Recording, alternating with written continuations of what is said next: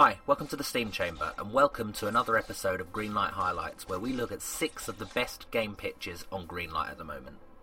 The first game we're looking at this week is Hammerwatch, a hack-and-slash RPG adventure game.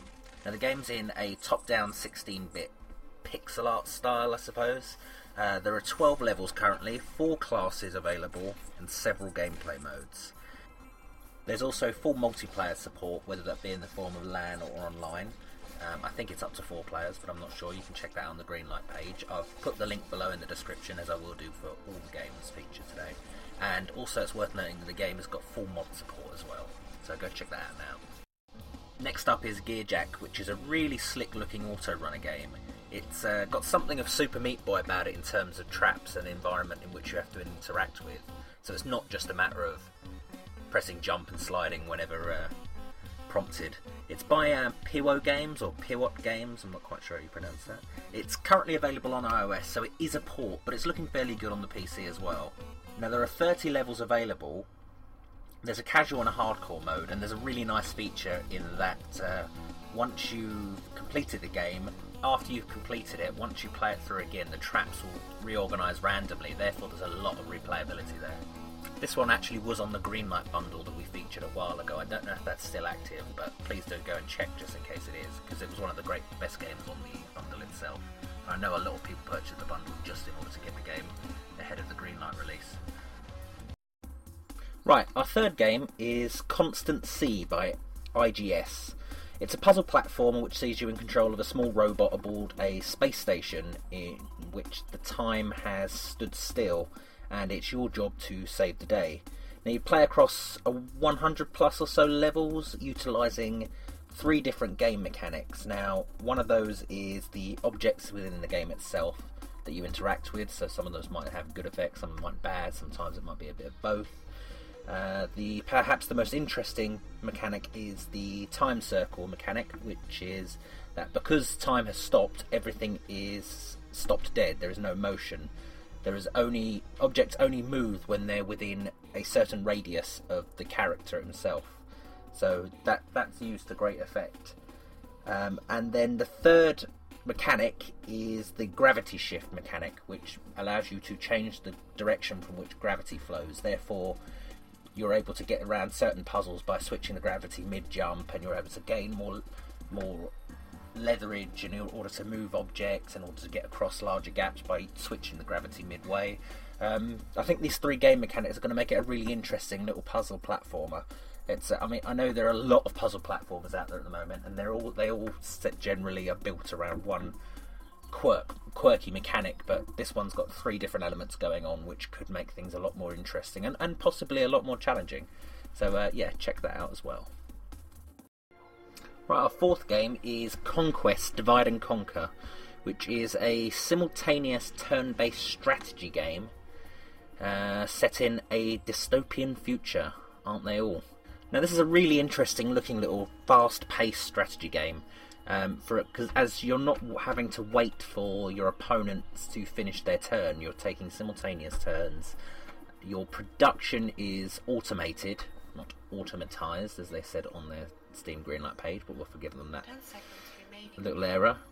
Now the tactic and the overall strategy in this game seems to be about dividing your army up and dragging it across various different areas of the map to try and cut off your enemy, but at the same time you've got to watch out for drop pods and other enemy troops making their way into your areas and surrounding you. It looks really quite quick. They're talking about the average game lasting about 30 minutes. It does have online and local multiplayer, which is a real plus. The game looks quite slick, and it looks like it's got some really interesting mechanics. One of the great things about it, I think, looks rather interesting, is the fact that all the maps are randomly generated, which means you never exactly know what you're going to get, and it means you aren't going to necessarily get things like a lot of these other strategy games where everyone's got exactly what they've got, they know exactly what they're going to do before they do it, because they know what the map's going to be. So yeah, it looks really interesting. Have a look at it. Oh, and I forgot to mention, it's actually available to buy now from their website, as well as there is a demo to download, so please do go and check those things out. But don't forget to visit the Greenlight page if you do enjoy the game. Right, our next game is Anmynor Puzzles, which is a combined strategy puzzle game. So this one immediately stood out for me because they're two genres I enjoy immensely. There are 100 plus levels, and the objective is to guide up to 17 different golems, each with their own abilities, to safety. Now, each golem, these abilities vary, but they're different abilities that will help you complete the levels. So some golems will be able to push wooden boxes, while others will be able to jump over gaps, walk through fire, swim, much like Pikmin in the first Pikmin game. Certain Pikmin could perform certain tasks, but it's very much the same with the golems in this. You'll have to work out which golems to use for different obstacles, and you will have to master all these abilities and these obstacles in order to beat the final boss at the end of the game. This is a really great looking little puzzle strategy game with, as I said, 17 different types of golem, more than 100 3D levels with individual puzzles. You've got several different unique environments. I think it's up to like 20 or something along those lines. It's real-time interaction. You've got various objects you interact with, and you can even use a couple of different golems and combine them to create new abilities. So yeah, it's a really interesting new little game. They've already said that there will be DLC available in the future, and there will be a level editor at some point in the future, which means there is absolutely unlimited scope for gameplay. Now, there is a demo available. I will put the link for that below, as with everything else.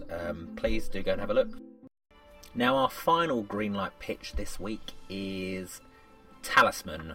Now, there are actually this is two different pitches. One is Talisman Digital Edition, and the other one is Talisman Prologue. Now, these are pretty much the same game. One is the multiplayer. The Talisman Prologue is the single player version. Talisman Digital Edition is the 1 to 4 player version.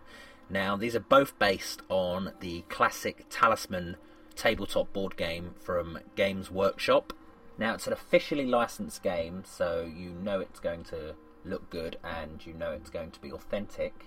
The Prologue, which is the single player edition, is actually available to buy now from their website, link below as always, and it's also actually included on the Indie Gala bundle, so by all means please do go and check that out if you like the look of the game. If not, once the bundle is finished, the game is available to purchase on their website, like I say, for £5.99 or $10. Now, it's the multiplayer one I'm really interested in, because I do enjoy board games, especially, and I'm always looking for more online board games. So the multiplayer version has up to 4 players. You can play against AI opponents like you can in the single player. There are around 14 characters to choose from, lots of spells to cast, and they expect to be able to put out a lot of expansions in the future. Now, if you're not a huge fan of board games, or you're a bit daunted by the rules, which often come with a lot of these more exclusive tabletop games, there is a very detailed interactive tutorial I've been promised. Yeah, please do go and have a look at it if you like the look of the game. If you're into tabletop games, then by all means definitely go and have a look at the Greenlight page. If not, and you've always wondered about getting into them, then please do look at it. It's a fantastic game, a real classic game, and not to be missed, this one. Right, that's all for today. I hope you enjoyed today's selection of games. If you did enjoy them, then please do go check them out and go and vote for them on the Greenlight pages. Thank you very much for watching the video. Please do like, comment and subscribe if you enjoyed it. We'll be putting out another Greenlight video in the next couple of days. I've already got a list of 6 games planned, and we'll be looking at some more games a little bit more in depth. Thank you very much, and I'll see you soon.